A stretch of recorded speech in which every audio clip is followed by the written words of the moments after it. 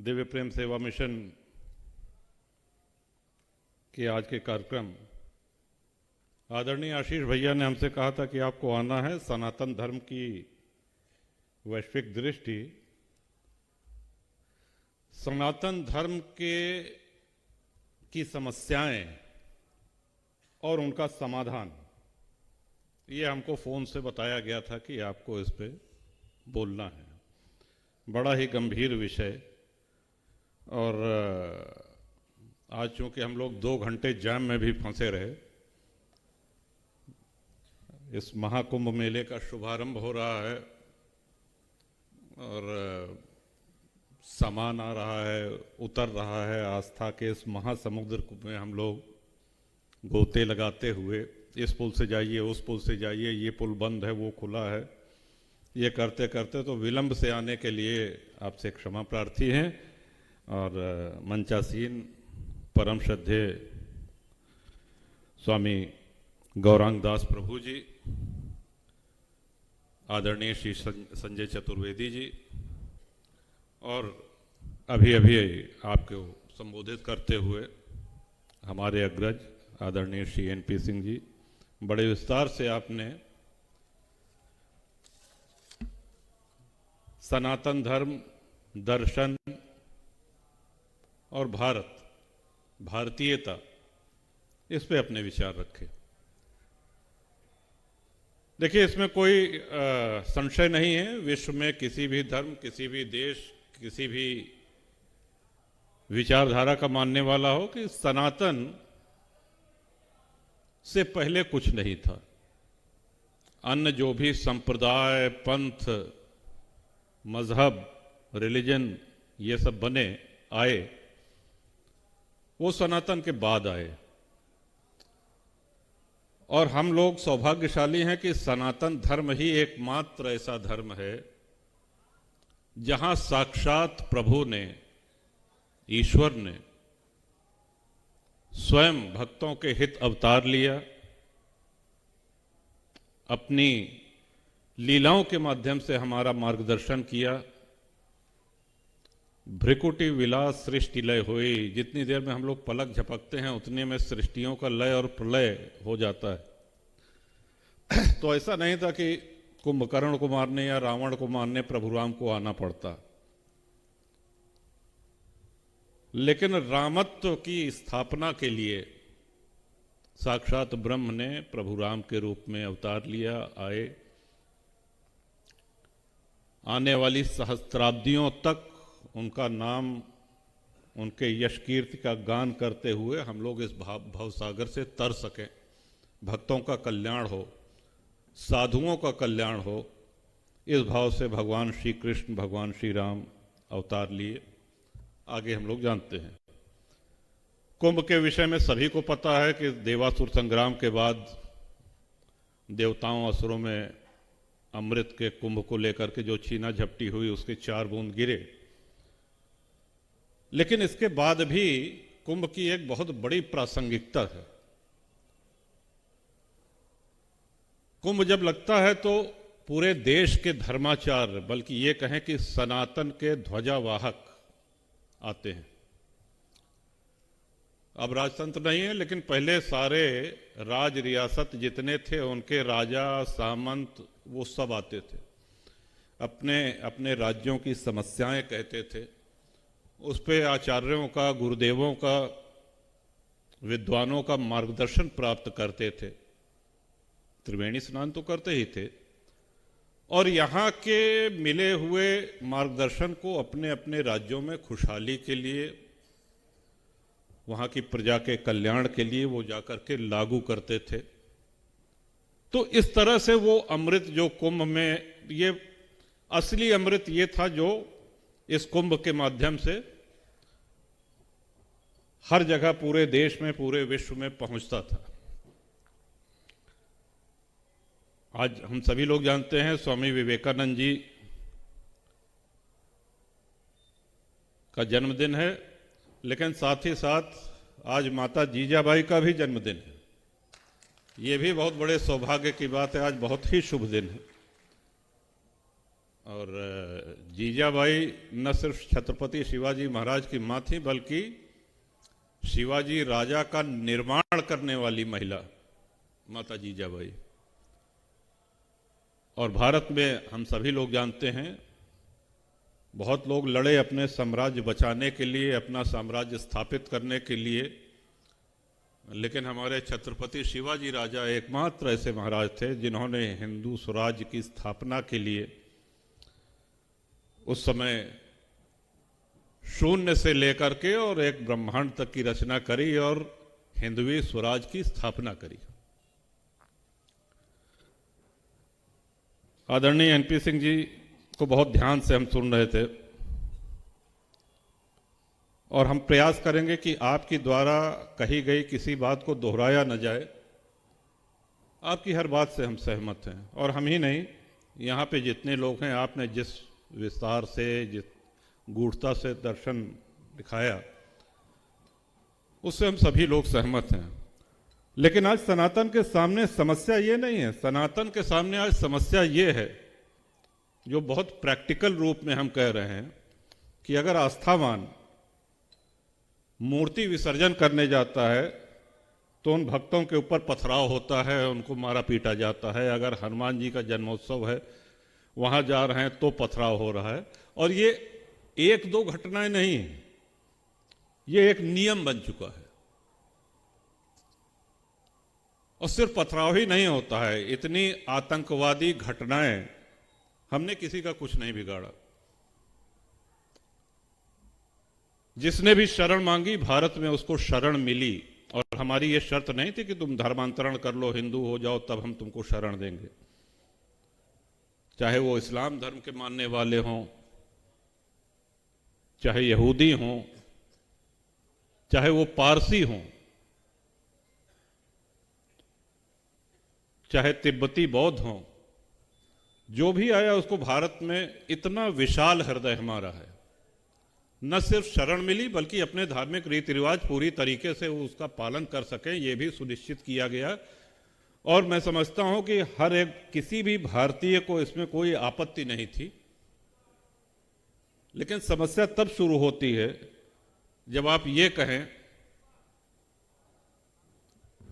कि जो मेरा ईश्वर है उसी को तुमको मानना होगा, अगर उसको नहीं मानोगे तो मौत के घाट उतार दिए जाओगे, हमले होंगे, आतंकवादी विस्फोट होंगे, वो चाहे काशी में हो, चाहे प्रयाग में हो, चाहे अक्षरधाम मंदिर में हो, चाहे भारत की संसद में हो। ये आज हमारे सामने सबसे बड़ी चुनौती है। और मैं ये मानता हूं कि आज हमको इस्लाम से बहुत कुछ सीखने की भी आवश्यकता है। ईमानदारी से हम सोचें कि उनका अपने धर्म के प्रति जो समर्पण है, क्या हमारे अंदर है? हम तो मंदिर जाते हैं, हम संतों के पास जाते हैं तो पूरा मांग पत्र लेके जाते हैं। अपनी भाषा में कहते हैं कि साहब बिटिया का बिया हो जाए, लड़का की नौकरी लग जाए, बड़ी कृपा। तो हम अपना एक बड़ा लंबा चौड़ा मांग पत्र लेकर के जाते हैं। वो जाते हैं तो उनकी इबादत में एक चीज रहती है कि इस्लाम कैसे बढ़े। वो उनका, उनके धर्म के प्रति समर्पण है। उधर हमारी कोई सोच ही नहीं है। और संस्कृतियों की रक्षा सदैव शस्त्र से होती है। शास्त्र कभी भी संस्कृतियों की रक्षा नहीं कर सकते, कभी भी नहीं। और अगर शास्त्र संस्कृतियों की रक्षा, राष्ट्र की रक्षा कर सकते तो तक्षशिला महाविद्यालय, नालंदा विश्वविद्यालय ये ध्वस्त नहीं होते। एक लुटेरा आया, उसने नालंदा को पूरा जला करके ध्वस्त कर दिया। जितने वहां पे आचार्य थे सबको मौत के घाट उतार दिया गया। कितनी अनमोल पुस्तकें हम और आप सभी सुनते हैं कि 6 महीने तक पुस्तकें जलती रही, और यही हाल तक्षशिला का भी हुआ।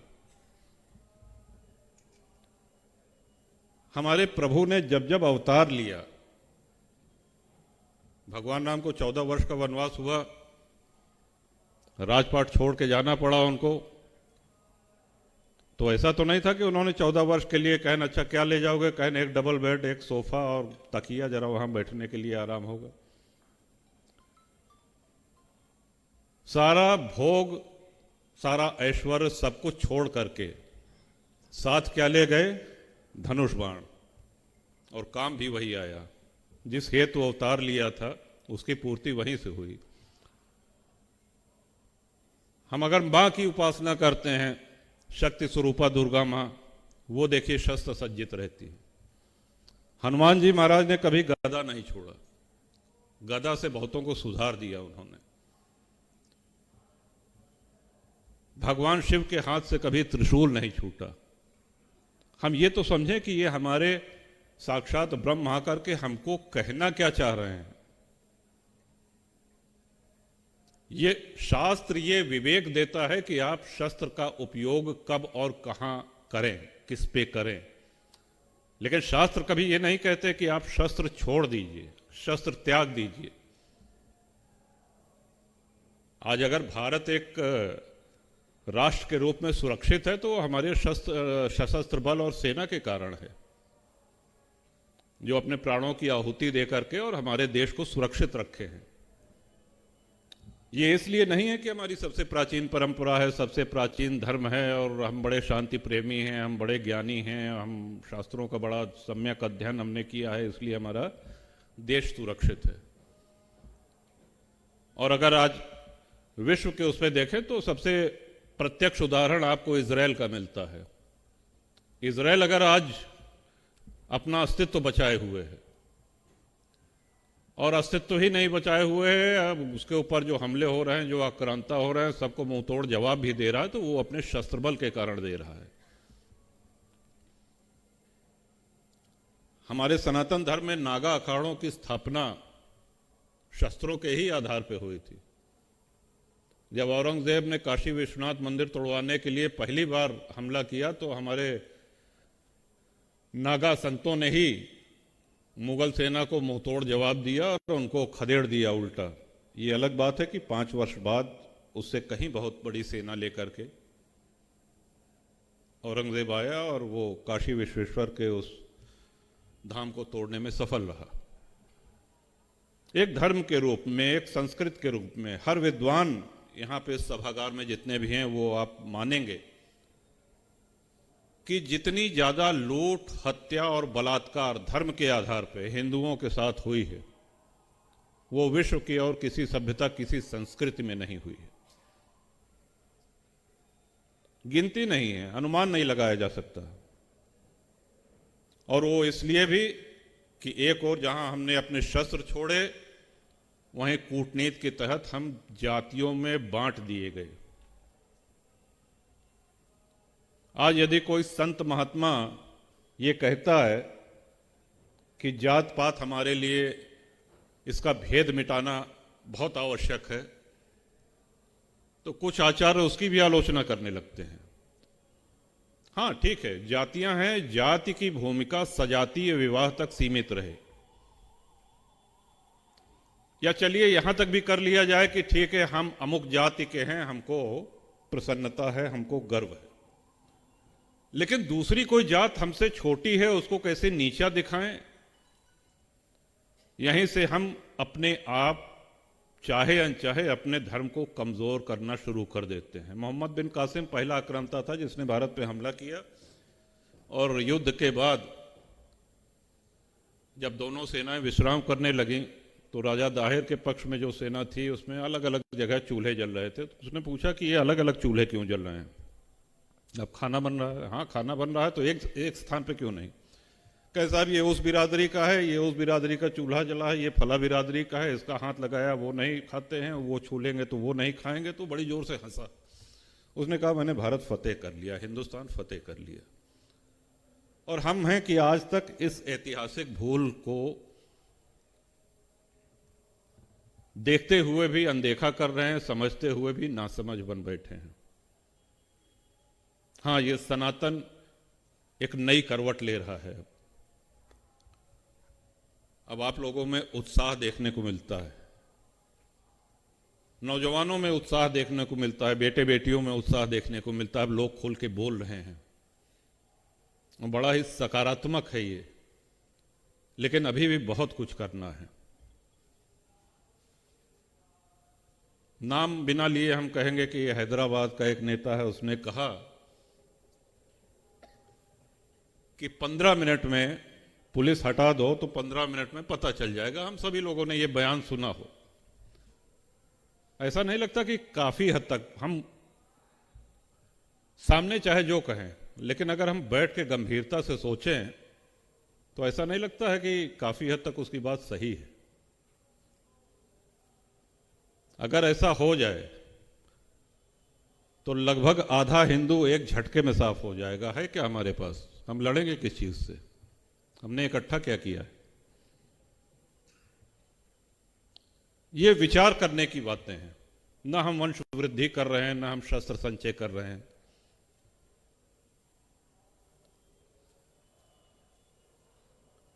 इन समस्याओं पे हमको, आपको, सबको इस कुंभ में सम्यक चिंतन करना है और यहां से हम अमृत की बूंदें ले जाकर के अपने समाज को दे सकें, उसे आगे बढ़ा सकें, तब तो हमारी और आपकी ये कुंभ यात्रा सफल मानी जाएगी।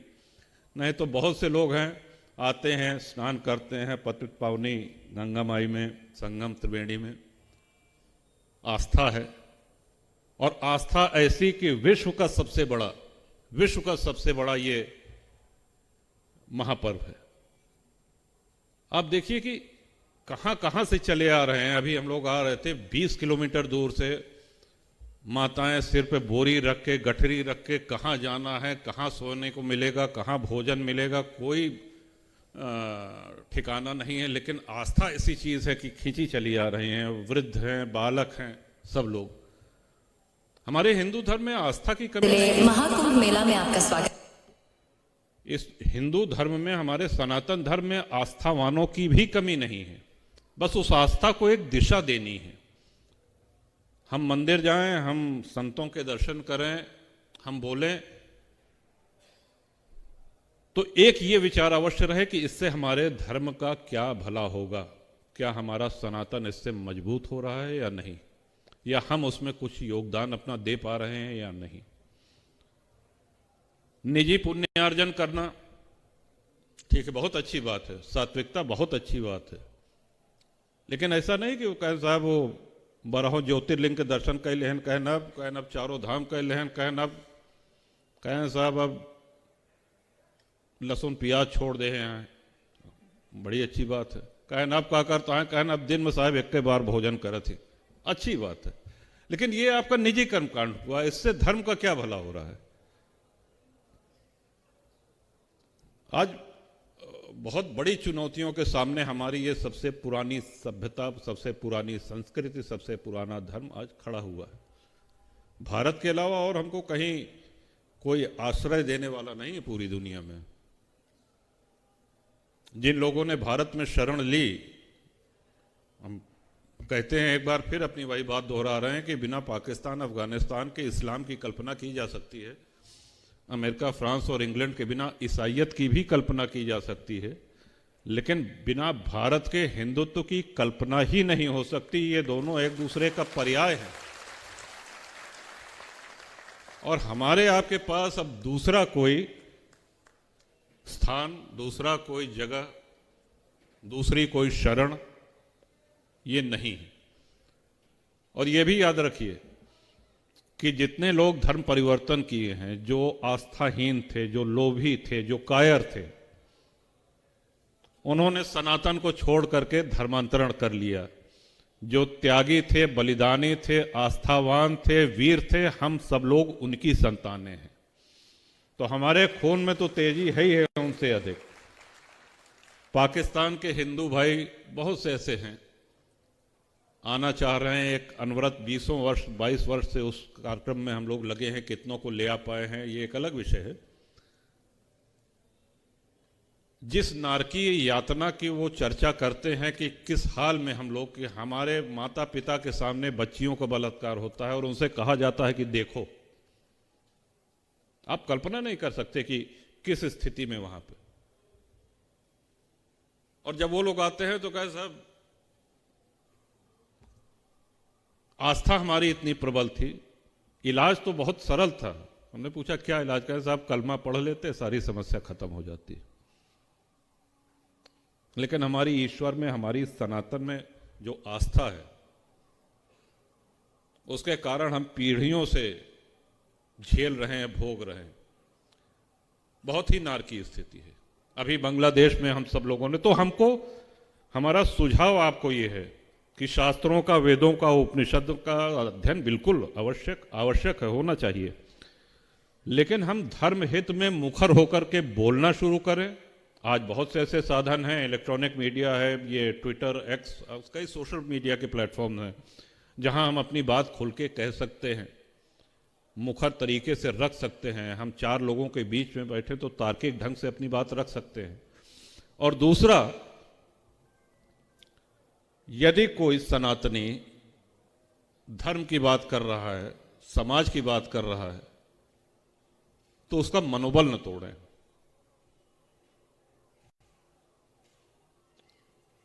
कोई भी उद्योगपति, कोई पत्रकार, कोई व्यापारी, कोई राजनेता, कोई अधिवक्ता, कोई किसान, अगर वो हिंदुत्व के लिए मुखर होता है, थोड़ा सा बोलता भी है ना, तो चार हिंदू उसके पीछे पहले लग जाते हैं। ये कब के हिंदू हो गए हो, ये कब के बड़का हिंदू हो गए, अब इनके असलियत हमसे न कहुआ हुआ। मतलब अपने ही लोग जब प्रहार करने लगते हैं तो वो व्यक्ति टूट सा जाता है। तो आज हम लोग इस सभागार से दो निश्चय तो अपने मन में करके जाएं ही कि हमको और मुखरता से अपनी बात रखनी है, अपने धर्म, अपनी संस्कृति, अपने राष्ट्र की बात रखनी है। और दूसरा, अगर कोई वो बात रख रहा है तो हम उसका पूरा पुरजोर समर्थन करें, उसका उत्साहवर्धन करें। और ये आवश्यक है कि आने वाले दिनों में हमारा धर्म, हमारा राष्ट्र आज से कहीं बहुत अधिक मजबूत स्थिति में होगा। सिकुड़ते सिकुड़ते देखिए, आदि शंकराचार्य ने जो पीठों की स्थापना की भारत के चार कोनों पे, तब भारत का बंटवारा नहीं हुआ था। लेकिन उनको ये भान था कि भविष्य का भारत इतना ही बचेगा। हम और आप जन्म लेते हैं तो पूर्व जन्म के अपने अच्छे कर्म हैं कि अच्छे कुल परिवार में हम लोगों ने जन्म लिया, सनातन धर्म में जन्म लिया, भारत में जन्म मिला। ये हमारे आपके अच्छे कर्म, पुण्य कर्म हैं। लेकिन कुछ विशेष उद्देश्यों की पूर्ति के लिए प्रभु या ईश्वर वो श्रीमान पुरुषों को, महानुभावों को भेजते हैं धरती पर। स्वामी विवेकानंद जी, छत्रपति शिवाजी महाराज, स्वामी दयानंद सरस्वती, स्वामी रामकृष्ण देव परमहंस, एक बहुत लंबी सूची है ऐसे महानुभाव पुरुषों की। वो आए और निस्वार्थ भाव से उन्होंने धर्म के लिए, राष्ट्र के लिए काम किया। अपने सुख सुविधा को तिलांजलि देकर के उन्होंने सनातन को और मजबूती देकर के वो यहाँ से अपनी जीवन यात्रा पूरी करके चले गए। हम और आप सामान्य पुरुष हैं। हमको और आपको उनके बताए हुए, उनकी बताई हुई बातों को, और भगवान श्री राम और भगवान श्री कृष्ण ने जब लीला करी यहाँ पे, तो उन्होंने क्या क्या उपदेश दिए, क्या चाहते थे, उसके हिसाब से आचरण करके ही अपने देश को, अपनी राष्ट्र, अपने संस्कृति को, अपनी सभ्यता को, और यहाँ तक कि अपने परिवार को सुरक्षित किया जा सकता है। मैंने बहुत अधिक समय ले लिया, लगता है कि अब समाप्त करना चाहिए। इस सभागार में उपस्थित सभी हमारे श्रद्धेय वरिष्ठ जन, आप सभी को हमारे सादर प्रणाम। अपनी माताओं को, बहनों को भी हमारे सादर प्रणाम, और छोटे भाई बहन जितने हैं उनको ढेर सारी शुभकामना। और हमारे इस वक्तव्य में जो आपको काम का लगा हो उसको आप ग्रहण करें, और बाकी थोथा समझ के उड़ा दीजिए, लेकिन सार का ग्रहण अवश्य करिए। हम लोगों को एक नए भारत, एक बहुत सुदृढ़ सनातन का निर्माण करना है। और चलते चलते एक बात और, पश्चिमी संस्कृति कहीं ना कहीं हमारे दिल दिमाग पे छाई हुई है।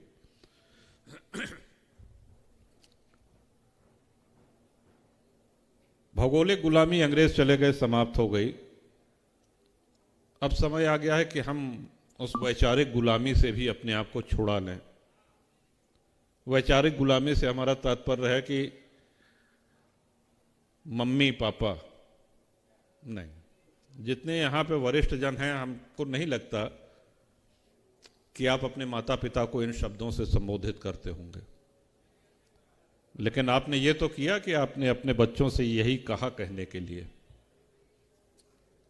इस तरह की कई चीजें हैं जो अंग्रेज हमारे दिमाग में बैठा गए। हाँ, ये बात सही है कि देखें, धोती कुर्ता हो या कुर्ता पैजामा हो, ये बहुत महंगा पड़ता है।